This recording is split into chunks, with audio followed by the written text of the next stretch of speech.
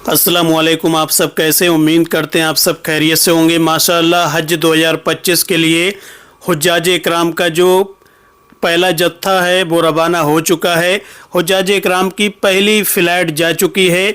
29 अप्रैल को पहली फ़्लाइट हुज्जाज इकराम की गई है और इसी तरह से अब 13 मई तक जो फ़्लाइटें जाएंगी वो मदीना मुनव्वरा के लिए हाजी जाएंगे। पहले ये लोग मदीना मुनव्वरा में रहेंगे, इसके बाद में मदीना से मक्का के लिए जाएंगे, वहाँ जाकर उम्रा करेंगे और इसके बाद में हज अदा करेंगे। हज के 5 दिन होते हैं, 8 जिलहिज्जा से 12 जिलहिज्जा तक हाजियों को हज के अरकान अदा करने होंगे।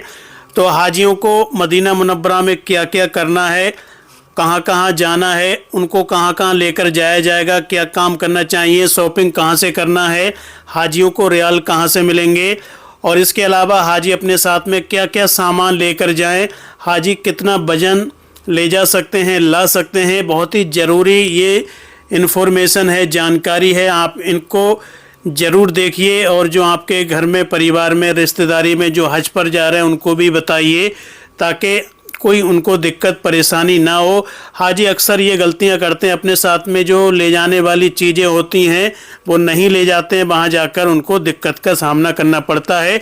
तो बहुत ही जानकारी इस वीडियो में आपको मिलेगी। अल्लाह पाक से दुआ करते हैं अल्लाह पाक तमाम लोगों को हज बैतुल्लाह की सआदत नसीब फरमाए। अल्लाह ताला सबको हज कराए, उम्रा कराए, आमीन सुम्मा आमीन। और अगर आपको और भी इन्फॉर्मेशन चाहिए तो आप हमारे व्हाट्सएप ग्रुप से जुड़ सकते हैं। ये आप देख रहे हैं, QR कोड स्कैन करके भी आप ग्रुप से जुड़ सकते हैं और वीडियो के डिस्क्रिप्शन में लिंक है व्हाट्सएप ग्रुप का, उस पर क्लिक करके भी आप ज्वाइन कर सकते हैं ताकि आपको सभी अपडेट मिलते रहें। तो पहले बात करेंगे हज की जो पहली फ़्लाइट है वो 29 अप्रैल को रवाना हो चुकी है और ये मदीना मुनव्वरा गई है। तो भारत में जो अलग अलग एम्बार्गेशन पॉइंट बनाए गए हैं उनसे हाजी जा रहे हैं। 29 अप्रैल से 13 अप्रैल तक जो हाजी जाएंगे वो मदीना मुनव्वरा में जाएंगे। इसके बाद में 17 मई से और 29 मई तक जो हाजी जाएंगे वो मक्का के लिए यानी जद्दा एयरपोर्ट पर जाएंगे। तो 29 अप्रैल से 13 मई तक हाजी मदीना मुनव्वरा जाएंगे। तो ये हाजी जा चुके हैं, लगातार इनकी अब फ़्लाइटें हैं वो मदीना के लिए रवाना हो रही हैं। तो पहले बात करेंगे क्या क्या सामान हाजियों को यहाँ से लेकर जाना है। बहुत ही जल्दी आपको बता देते हैं। जैसा कि आपके जो डॉक्यूमेंट है वो तो आप लेकर ही जाएंगे, पासपोर्ट, वीज़ा, परमिट और आपके टिकट हो गए और बाकी जो भी आपको हज कमेटी के द्वारा दिए जाएंगे, आपका आई कार्ड वगैरह सब कुछ आपको लेने हैं।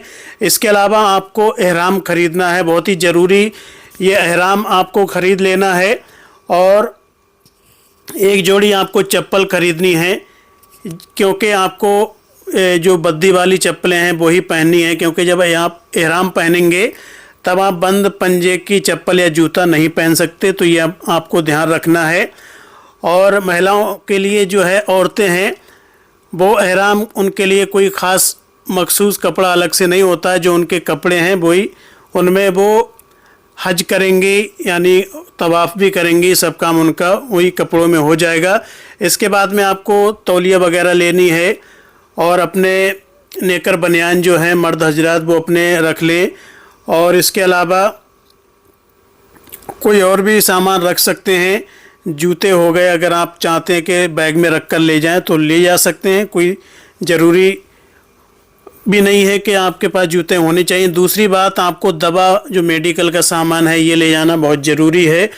तो अगर आपको कोई ऐसी प्रॉब्लम है जैसे शुगर, डायबिटीज़ और हार्ट वगैरह के कोई ऐसी रेगुलर दवा खा रहे हैं तो आप अपने डॉक्टर से ही जो दवा आपकी चल रही है वो ले जा सकते हैं। अगर आप माशाल्लाह तंदुरुस्त हैं, सेहतमंद हैं, कोई बीमारी नहीं है तो आप क्या करेंगे, फिर भी आप जैसे बुखार, सर्दी, खांसी और दर्द हो गया, डायरिया की दवाई, जख्म जैसी चोट वगैरह लग जाती है तो इस तरह की जो दवाई हैं वो अपने साथ में ज़रूर ले लें। और इसके बाद आप थोड़ा टिश्यू पेपर वगैरह ये भी रख लें और अपने साथ में जानमाज एक ले लें, तस्बीह ले लें, टोपी वगैरह ये चीज़ें रख लें। और भी कुछ जैसे हैं, दांत मांजने के लिए बुरश हो गया, साबुन हो गया, जो कि बिना खुशबू वाला साबुन खासकर एहराम के दौरान आपको लेना है। जब आप एहराम की हालत में होंगे तो खुशबू वाले साबुन से आप हाथ वगैरह नहीं धो सकते। शैम्पू है बिना खुशबू वाले, और कंघी है, नील कटर है, टिश्यू पेपर। तो इस तरह से कपड़े धोने का साबुन और जो ब्रश होता है कपड़े धोने का, छोटे प्लास्टिक के बैग, और इस तरह से आप थोड़ा सामान रख लें जो अपने साथ में। चाकू वगैरह हो गया, तो ये चीज़ें ले लें। जैसे अब मोबाइल है, उसके साथ में अपना चार्जर, पावर बैंक, और आपको सिम कौन सा ख़रीदना है ये भी बहुत ज़रूरी है। अगर आप चाहते हैं कि हम वहाँ पर सिम ना लें, अपना जो इंडिया का नंबर है यही वहाँ पर काम करे, तो आपका ये भी नंबर काम करेगा। इसके लिए आपको इंटरनेशनल रोमिंग का रिचार्ज करवा लेना है। ये 1 महीने का लगभग आपका रिचार्ज पड़ेगा, मान लीजिए कम से कम 3 महीने, वो 3000 रुपये का। तो आप ये रिचार्ज भी करा सकते हैं। अगर आपके घर वाले जा रहे हैं, आप चाहते हैं कि यही नंबर रहे, तो आप इसमें इंटरनेशनल रोमिंग करवा सकते हैं। और आपको छाता लेनी है, पानी की बोतल आप ले लें, और जैसे जिसमें पानी ठंडा रहता है इस तरह की छोटा बैग जो हमेशा आपके साथ में रहे। चप्पल रखने के लिए आपको एक छोटा बैग रख लेना है। खाने के लिए भी आप सामान रख लें, कुछ सूखा नाश्ता, बिस्किट, ड्राई फ्रूट, नमकीन, और चाय कॉफ़ी बनाने के लिए छोटे पैक। अगर होटल में आपको बनाने की इजाज़त दी जा रही, जैसे कि मक्का में आप बना सकते हैं खाना वहाँ पर, तो अपने साथ में खाना बनाने के लिए भी ले जा सकते हैं। और बर्तन वगैरह यहाँ से लेकर ना जाएं, क्योंकि वहाँ पर आपको सब कुछ बर्तन मिल जाएंगे। आप वहाँ से गैस वगैरह, बर्तन, सब कुछ आपको मिल जाएंगे, तो बर्तन सामान लेकर ना जाएं। अब बात करेंगे, देखिए भारत में जो एम्बार्गेशन पॉइंट बनाए गए हैं जहाँ से फ़्लाइटें उड़ेंगी, श्रीनगर, गया, गुवाहाटी, इंदौर, भोपाल, औरंगाबाद, जयपुर, नागपुर, दिल्ली, मुंबई, कोलकाता, बेंगलुरु, हैदराबाद, कोचीन, चेन्नई, अहमदाबाद, लखनऊ, कन्नूर, विजयवाड़ा, कालीकट। तो यहाँ से ये फ़्लाइटें हाजियों को लेकर जाएंगी। अब हाजी जाएंगे पहले मदीना मुनव्वरा, क्योंकि अभी हाजियों की जो फ़्लाइटें मदीना जा रही हैं, तो हाजियों को मदीना में ठहरना होगा।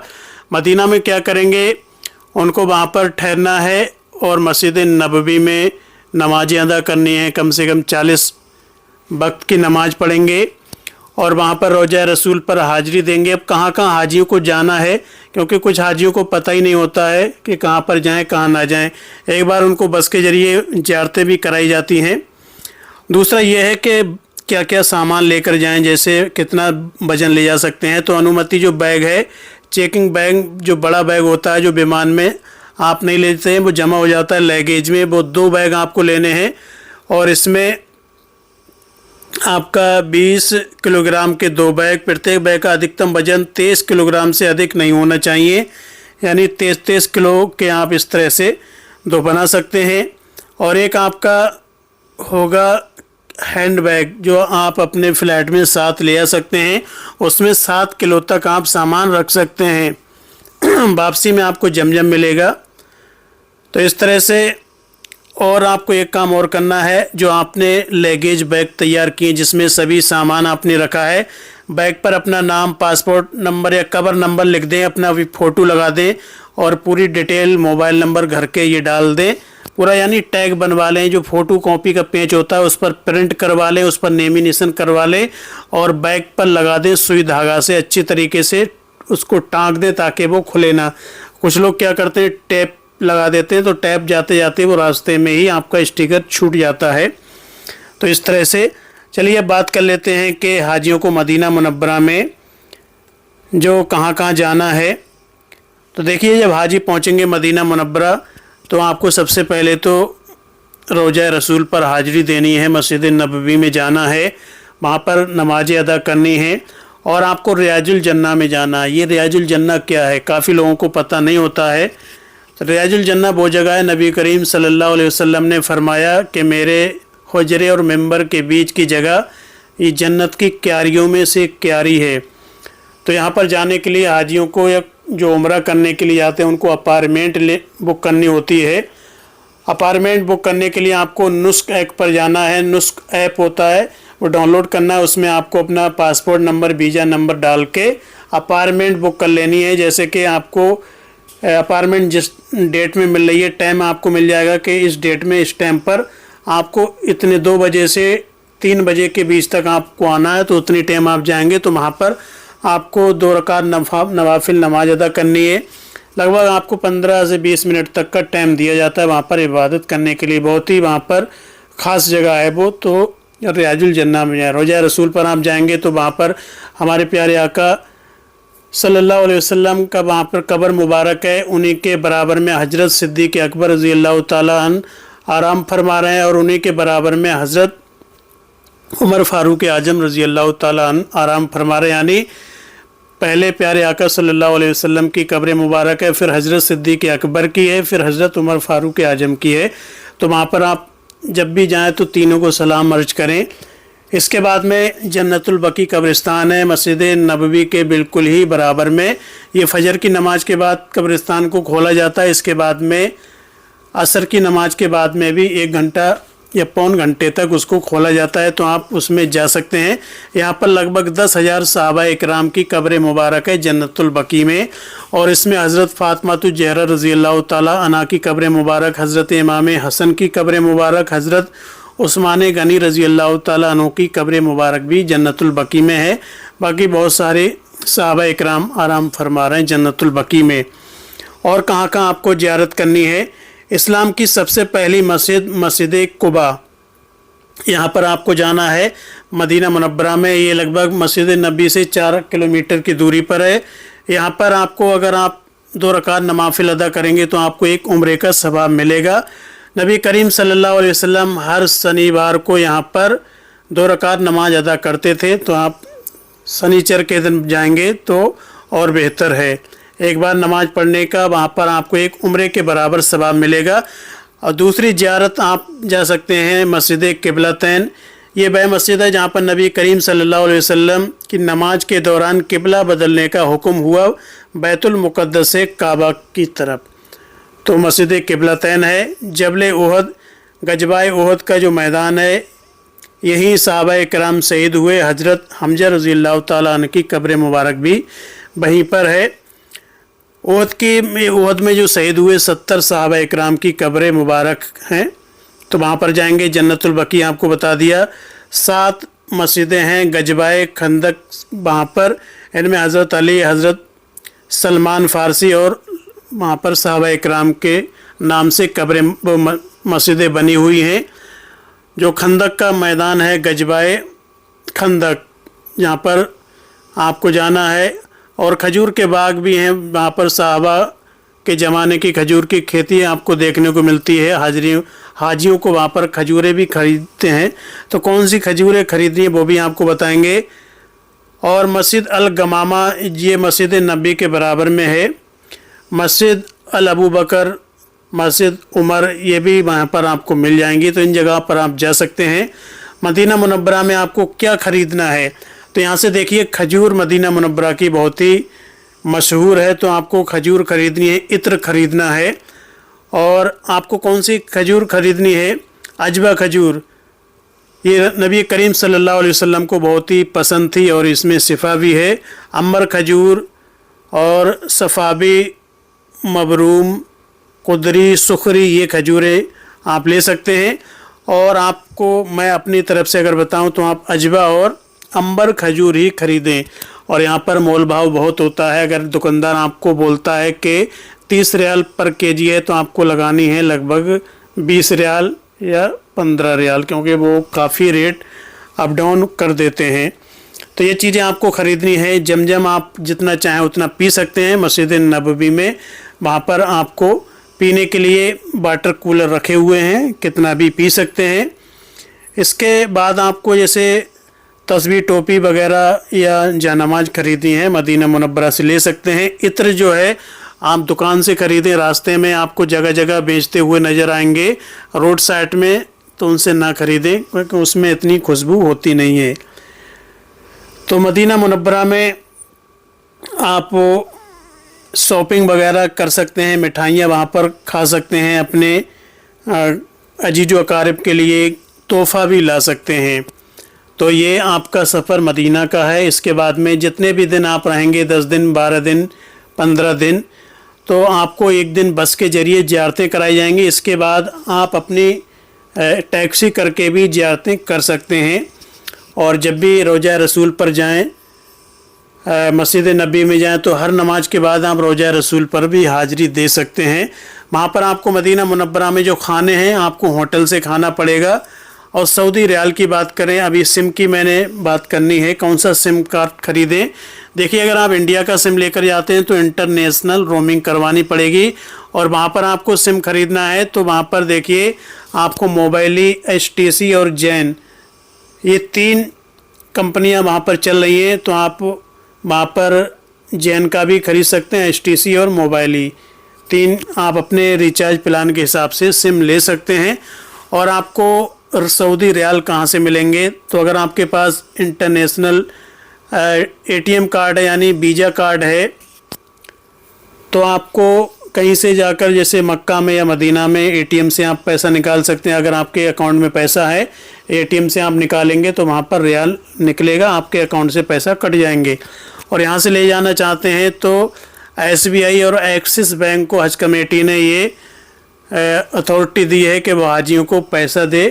तो अगर आप अपना पासपोर्ट और कवर नंबर दिखाएंगे बैंक में जाकर, लेकिन इनकी मेन ब्रांच में मिलेगा। ऐसा नहीं है अगर आप गांव में रह रहे हैं तो आपके जो पास में ही बैंक है उसमें आपको रियाल मिल जाए, ऐसा नहीं है। आपको जो मेन ब्रांच है सिटी में वहाँ पर मिल जाएगा। या फिर आप हर सिटी में हर जगह जो कटे फटे नोट एक्सचेंज करते हैं उनके पास भी होते हैं। तो जितना आप लेना चाहें ले जा सकते हैं। हज कमेटी की तरफ से जो बताया गया है कि एक हाजी जो है 60,000 रियाल तक ले जा सकते हैं, लेकिन आपको इतना ले जाने की ज़रूरत नहीं है। अगर आप नॉर्मल ख़र्चा करेंगे तो 3,2500 रियाल आपका काफ़ी है। बाकी आपके ऊपर है कि आप 10,000, 5,000, 20,000 जितना खर्चा करना चाहें उतना कर सकते हैं। तो हाजियों का जितना भी मदीना मुनव्वरा में जो शॉपिंग है मदीना मुनव्वरा से ही कर लें। देखिए, पहली बात यह है कि मक्का में आपको महंगी सामान मिलेगा। जब आप जाएंगे मदीना के मुकाबले मक्का में महंगा सामान मिलता है। और खजूरें आपको मदीना मुनव्वरा से ही लेनी है। तो आप हज के टाइम में तो काफ़ी अभी वक्त है, लेकिन खजूरें ख़राब नहीं होंगी। अपने सामान पैक करके रख लें और मदीना अपने साथ ले जाएं। अब हाजी मदीना जाएंगे तो अब उनको क्या करना है कि वो पहले जाकर उम्रा करेंगे। मक्का मदीना से जब मक्का जाएंगे तो पहले जाकर उम्रा करेंगे। तो हाजी जब मदीना से बस के ज़रिए जाएंगे, रास्ते में एक मीकात पड़ेगा, वहाँ पर उनको एहराम पहनना है, उम्रा की नियत करनी है। फिर वो जाकर मक्का में पहले खाना काबा का तवाफ़ करेंगे, सफ़ा मरवा की सही करेंगे और सर मुड़वाएंगे, एहराम खोल देंगे, उनका उम्रा कंप्लीट हो गया। इसके बाद में नॉर्मल कपड़े में रहेंगे और वो जितना चाहें उतना उम्रा कर सकते हैं। कैसे उम्रा करना है ये अगली वीडियो में आपको बताएंगे। और आप इस वीडियो को लाइक कर दीजिए, चैनल को सब्सक्राइब ज़रूर कर लीजिए ताकि आपको सभी जानकारी हज और उम्रा से